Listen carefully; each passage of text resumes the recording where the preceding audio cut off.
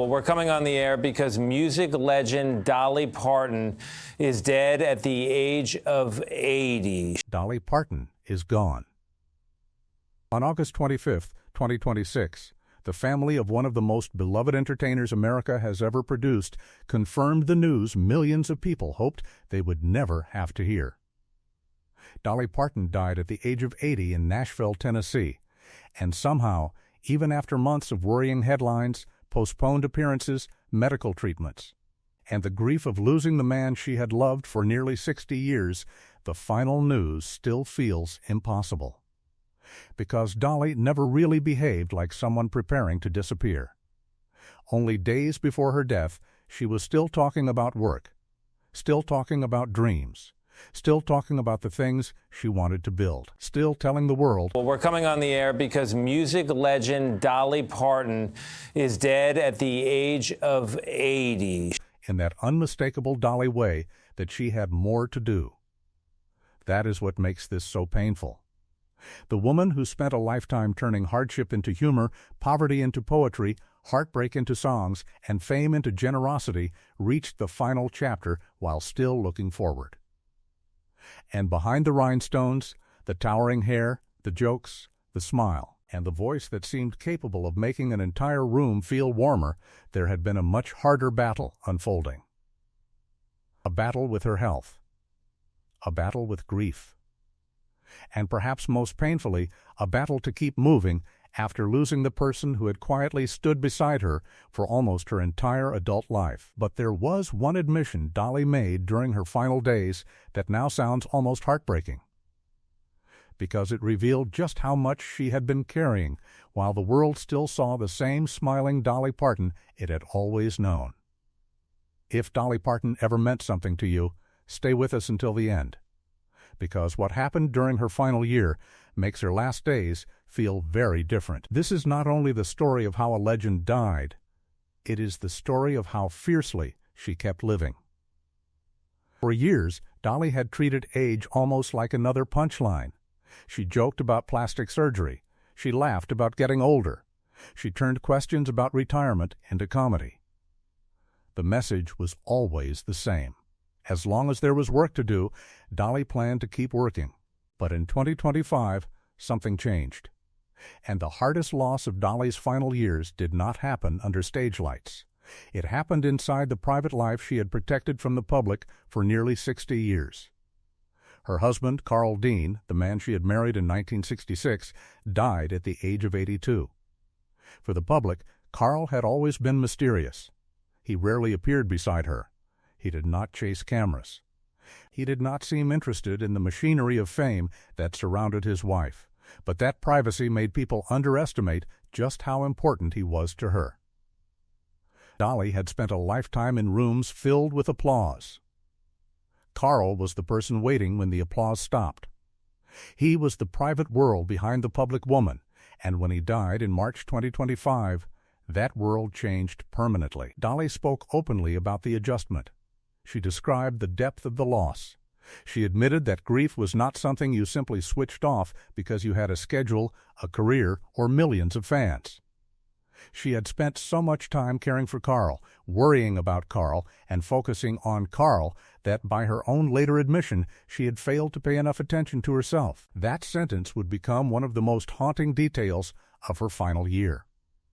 Because while the world was mourning Carl with her, Dolly's own body was beginning to demand attention. And then something happened that Dolly could no longer hide behind a joke. Later in 2025, fans started hearing words they were not used to hearing beside Dolly Parton's name.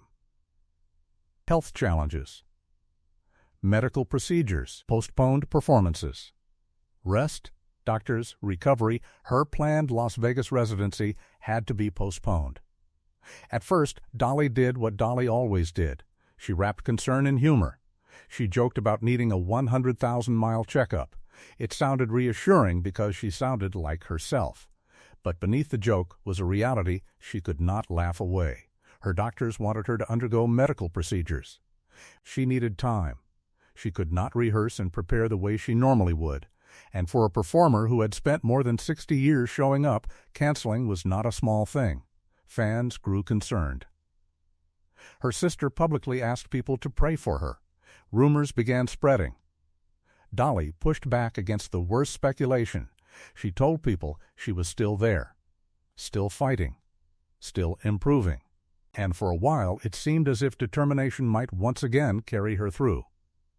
But the health problems did not simply disappear. Reports later described recurring kidney stone infections and complications affecting her immune and digestive systems. By May 2026, the Las Vegas residency was no longer merely postponed, it was canceled. Dolly explained that she still had healing to do. She said medication could leave her feeling lightheaded. She could joke about not wanting to wobble around in high heels, but there was no mistaking the change. This was no longer a minor interruption in an otherwise unstoppable schedule. Her body was forcing one of the hardest-working women in entertainment to slow down. And still, she refused to emotionally retire. That distinction matters. Dolly did not talk like someone surrendering. She talked like someone negotiating with time. There were projects she wanted to finish, ideas she wanted to see become real. A museum, her autobiographical musical, businesses, songs, charitable work. More ways to turn the life she had lived into something other people could carry forward. Then came August. The public began noticing more absences. She missed appearances she normally might have embraced. Concern rose again.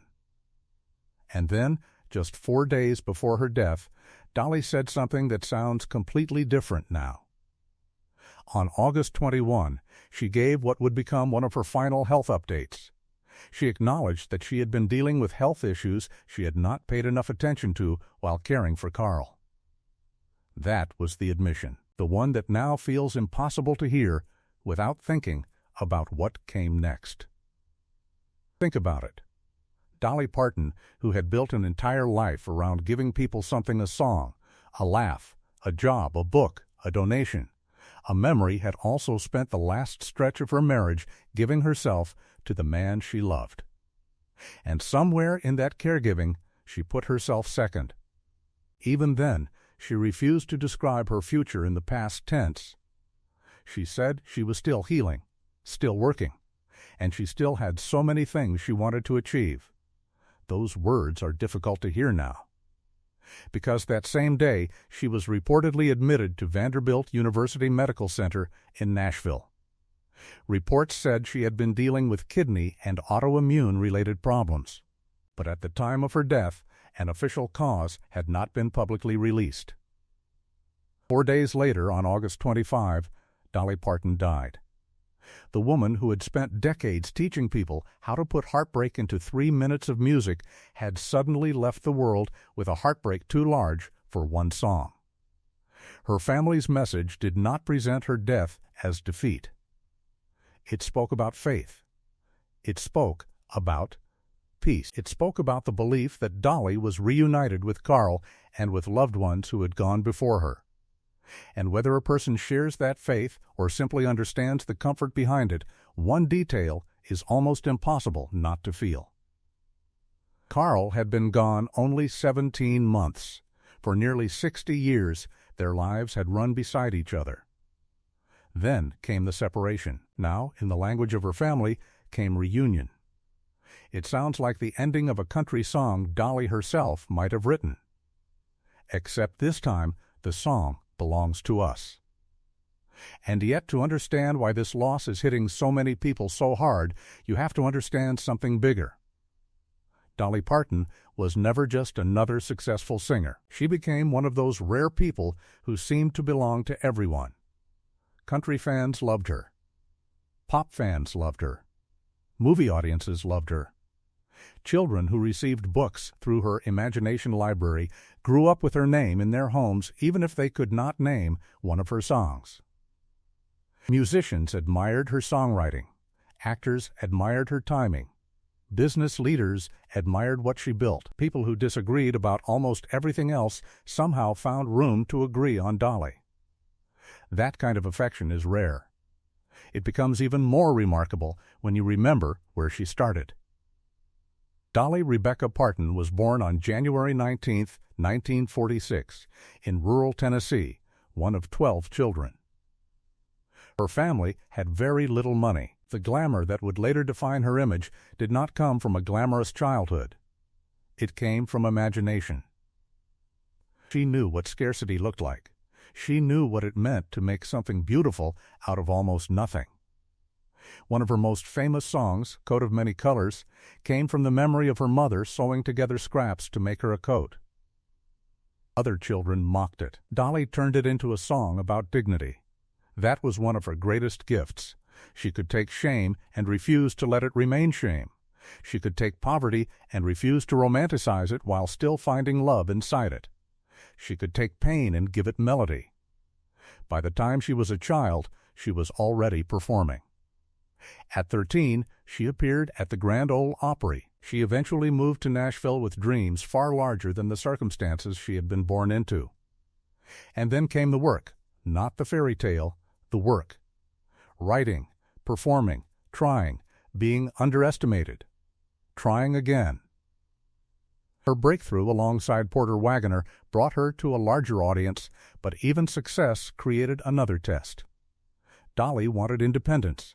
She wanted a solo career. She wanted to write her own future. When she left Wagoner's show, she did not simply walk away. She wrote, "I Will Always Love You." That alone tells you almost everything about her artistic instinct. Where other people might have produced anger, she produced grace.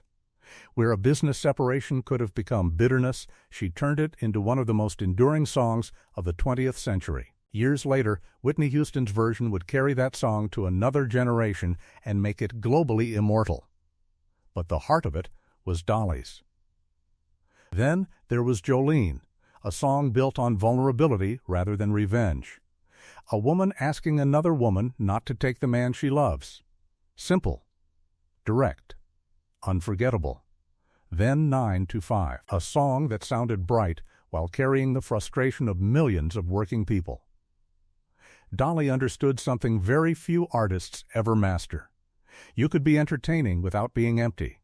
You could be commercial without being hollow. You could make people smile while quietly telling the truth. Her career expanded far beyond country music. She became a film star. She became a businesswoman. She became the force behind Dollywood. She crossed genres. She survived changing musical eras. She collaborated with younger artists without becoming a parody of herself.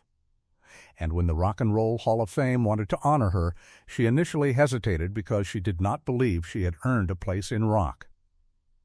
Then, she did what Dolly always did. She accepted the challenge and made a rock album. Even at an age when most people would have been protecting a legacy, Dolly was still adding to hers. But Dolly's greatest legacy may not have been a song at all. It may have been something much quieter. Books.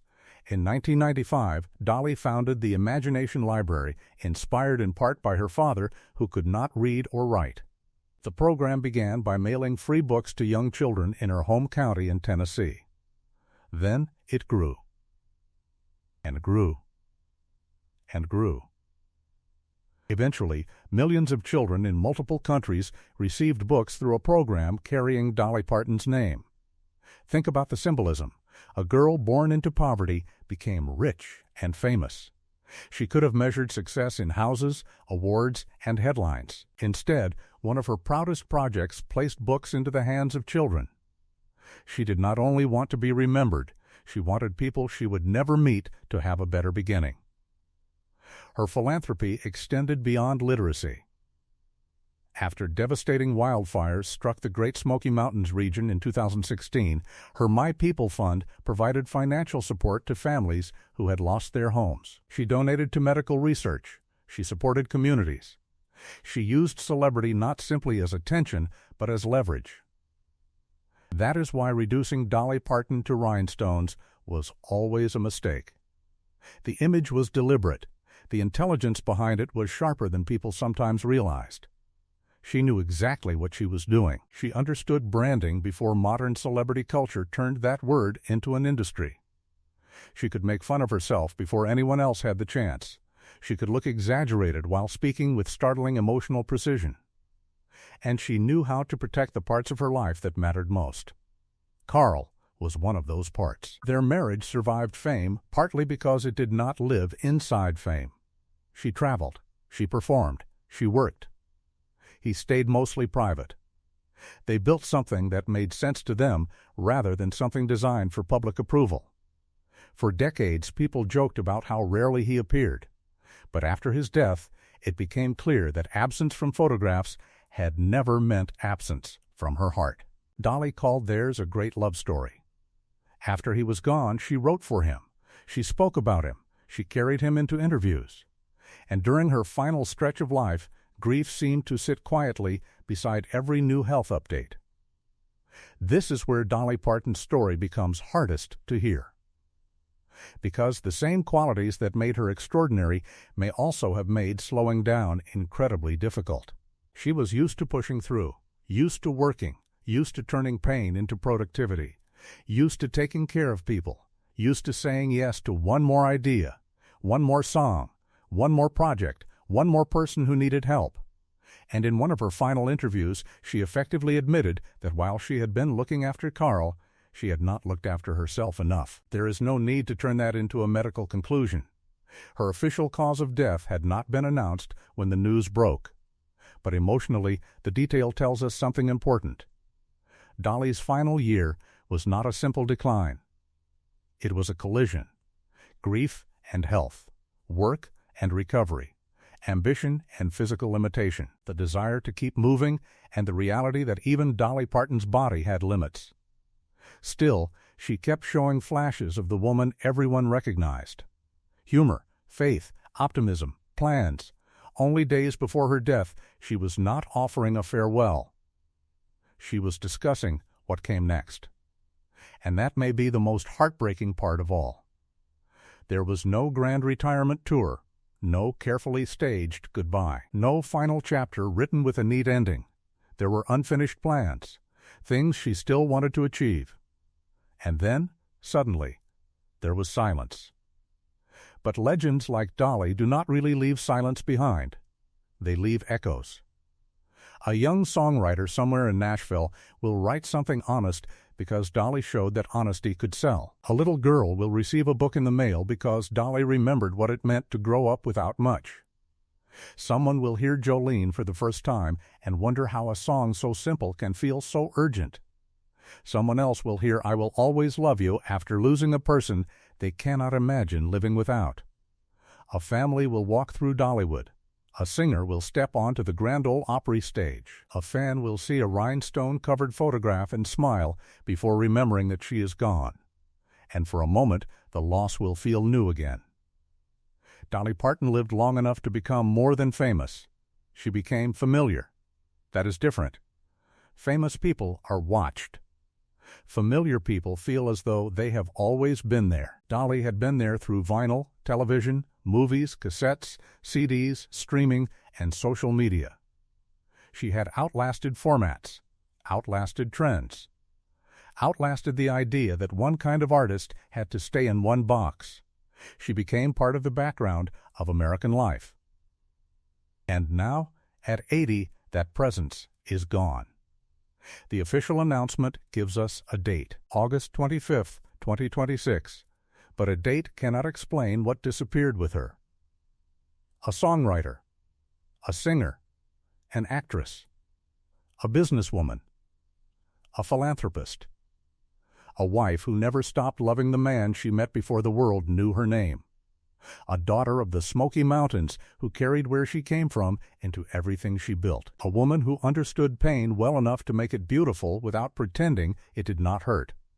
And maybe that is how she should be remembered tonight. Not as someone defeated by age, not as someone reduced to her final hospital stay, not as a headline about health problems, but as a woman who fought to stay creative, useful, and hopeful until the end. She had already lived several lifetimes inside one. She had written songs other artists would spend entire careers trying to equal. She had given away books by the millions. She had turned a childhood marked by poverty into a life defined by abundance. Not only the abundance she possessed, the abundance she gave. And when her own body began asking her to stop, she still kept speaking about tomorrow. There is something deeply Dolly about that.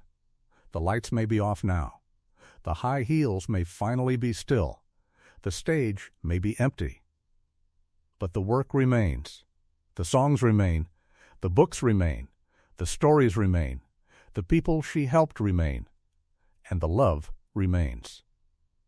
Dolly once wrote the words, "I will always love you," as a goodbye. For decades, millions of people sang those words back through heartbreaks of their own.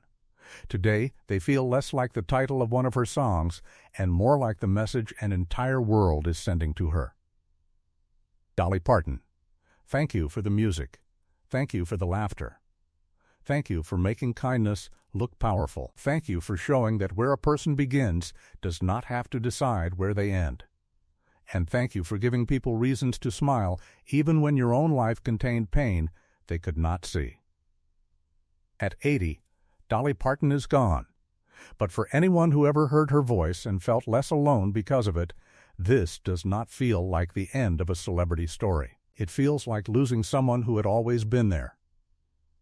Rest in peace, Dolly, and if there is one final image worth holding on to, perhaps it is not a hospital room.